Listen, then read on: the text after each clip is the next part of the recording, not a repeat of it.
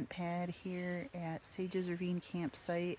This was a great place to camp. I would love to come back when the weather is nicer and go for a shorter backpacking trip. So I'm marking it down as a place to go with Jedi one day. Today, I have 14 miles into Great Barrington. It's 6:30. I'm going to take it real slow. There's a couple mountains, apparently with good scenery. It looks like a little overcast. There's no rain forecasted until possibly afternoon, and I'm hoping to be over those mountains by then. That is the goal, and I'm going to take it very slowly.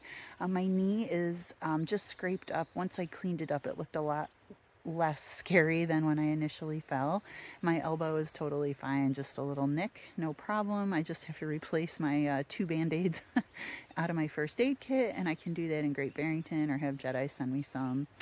I will be checking in as I'm able further on down the trail. As you can see, I have my pack ready with the pack cover on just in case. And everything is wet. My shoes, socks, everything. Nothing like putting on wet clothes in the morning, but I'm motivated to get into town. So I'll see you down the trail. Just started my hike. It's funny how things work out. I had wanted, you can see the creek behind me.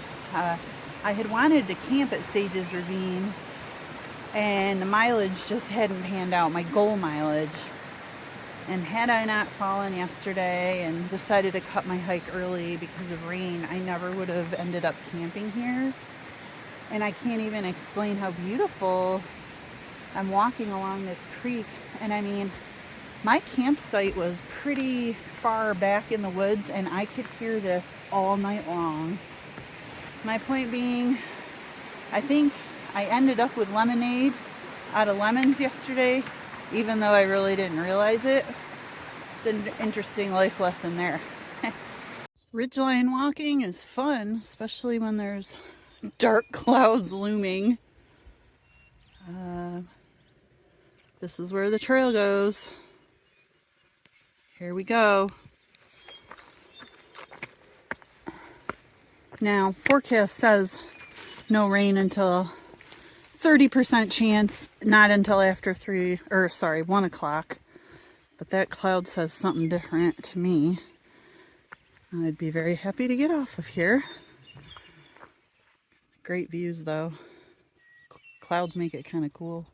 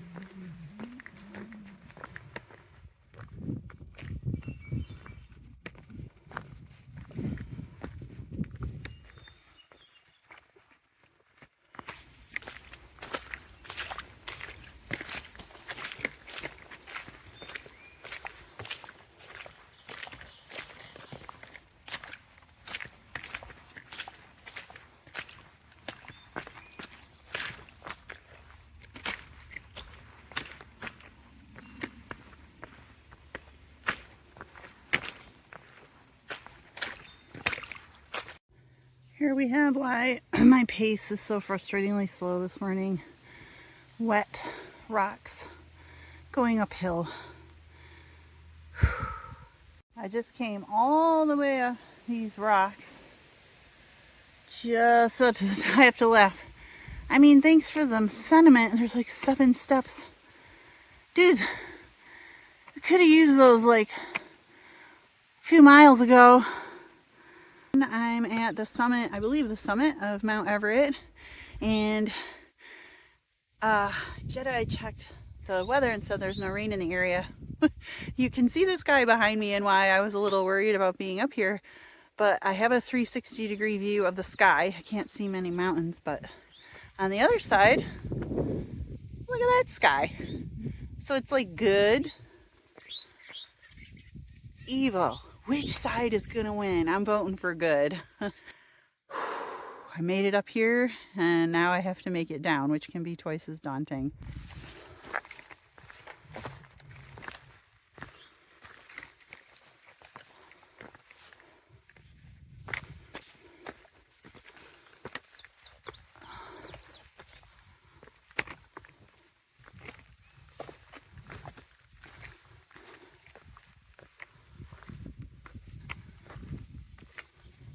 We did it. Mount Everett.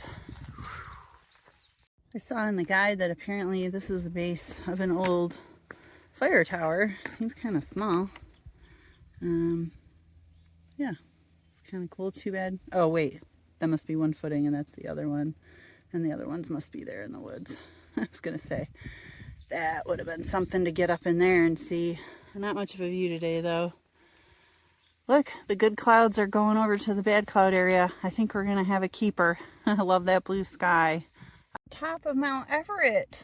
Little buddy. I don't know if there's any water around here. Oh, dude, go back in there. Maybe it's wet for you. Okay, bye. The trail has gifted me, after all the mountain climbing yesterday, today. Look at this. My understanding is that's mainly the way it goes between here and there. And I'll take it. I'm still going carefully because my very first quote-unquote injury was a tweaked ankle and it was on a complete flat because you tend to go too fast and not pay attention. And I'm being pretty vigilant about that. I have about 5 miles left. And after I showed that nice flat terrain, there was a few mountains thrown in, and with this wet rock, I was taking the descents very, very slowly. I'm a little gun shy after falling yesterday, and probably, you know, slower than I needed to, but I made it down. And for now, I'm on flat ground again, but we'll see what else this trail is going to throw at me.